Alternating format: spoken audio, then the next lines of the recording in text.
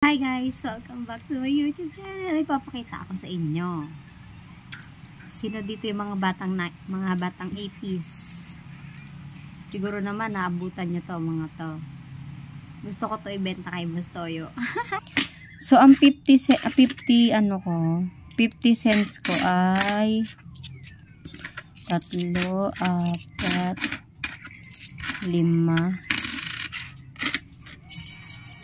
50 cents na magkakaiba. So, yung dalawa, ang year niya ay, ito same to eh. Same ng size, pero magkaiba yung, year niya, 1974 at tsaka 1972. Ayan. Diba? Gaganda pa ng Tapos ito, 50 cents din to. Mga agila naman yung nasa likod niya. Yung isa kasi, parang siya, sagisag ng bansa natin. Ito. 1986. Dalawang 1986. Isang 1990. Tapos, yan. Tapos, ito naman. 1 peso ay 1, 2, 3, 4, 5. 5 din yung 1 peso. So, magkakaiba din siya ng size. So, 4 na magkaka-same size at ito naman yung pinakasinaunang 1 peso.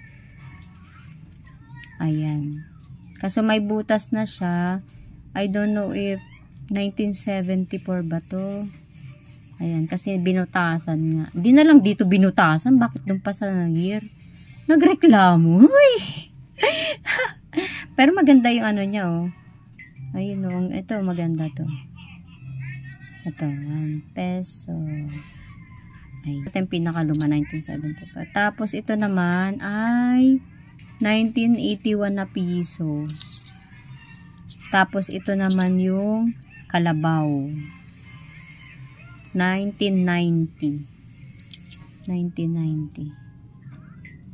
So, nauna to. Tapos, pinalitan siya. Tignan nyo. Ayan. 1990. 1989. Ayan. 1990 dalawa. Isang 1989. So, ayun. Tapos, ang 2 piso naman na coin ay, so, magkaiba talaga sila. Isang bilog na maliit, isang ganto. Na may, pero same sila ng likod. Ayun na, puno ng nyog. Tapos, may 2 peso sign sa likod. Sa katabi. Tapos, ang date nito ay, ang date tuloy. Year niya ay 1990 din. So, kasabayan siya ng 1 piso malaki. Tapos, ito ay 1994. Ayan. Dadalawa lang silang 2 peso coin. Na meron ako. So, isang 25 cents na may butterfly sa likod.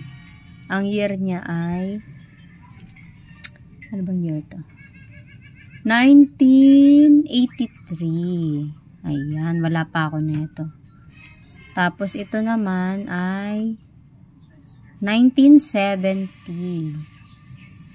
Ayan, kasing laki lang ng mata ko. 10 cents. Ano natira? Mga hindi na sa Pilipinas yata ito. Ito, India. Walang year. Tas eto naman,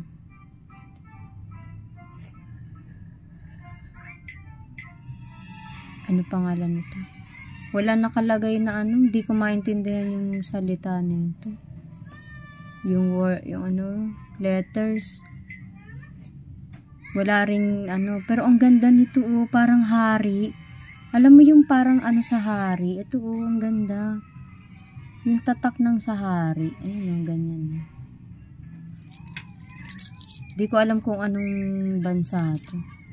Tapos ito, si 1968. Wow! 1968, ito pala ang pinaka ano. Si Queen Elizabeth II. Ayan o. As ito. New Pens 10 nakalagay. Tapos ito naman. Ayan. Ito yung mga ano mga foreign. Hindi talaga siya pang Philippines. Ayan. Pero ang gaganda ng ano nila. 1982 Liberty. Ito yung pinakamagandang ano. Coin na meron ako dito. Kasi gold siya. Tapos, ito itong nasa gitna niya. Sa ano talaga siya. Flower na parang sampagita. Tapos ito, parang coin ng hari talaga siya. Ito yung drawing niya. Ang ganda. Ang nakalagay dito ay Singapura. 1995. Singapore pala to. Singapore. Ay, ang galing. Singapore pala to yung $1. Dollar din pala sila. Tapos, ito naman. Ayan. 1944. Ayun, parang sa hari talaga sila. Ang ganda. Ayan. So, that's all for today's, guys. Sana mabenta siya kay Bustoyo. Ay, look. Ano kaya to? Ito yung mga pinamana ng aking lola. Wala man siyang pinamana sa akin na pera ngayon. Pero noon pa lang, pinamanahan niya na ako nito. So, kung meron pa kayong ganito, hindi ko alam kung ikikip ko ba to o gusto kong ibenta. Ay, magkano kaya to? Comment nyo nga guys kung magkano talaga. Mga expert alam ko marurunong dito. Magkano kaya to? Magkano na kaya halaga nito ngayon? Mukhang pera. That's all for today. Bye-bye.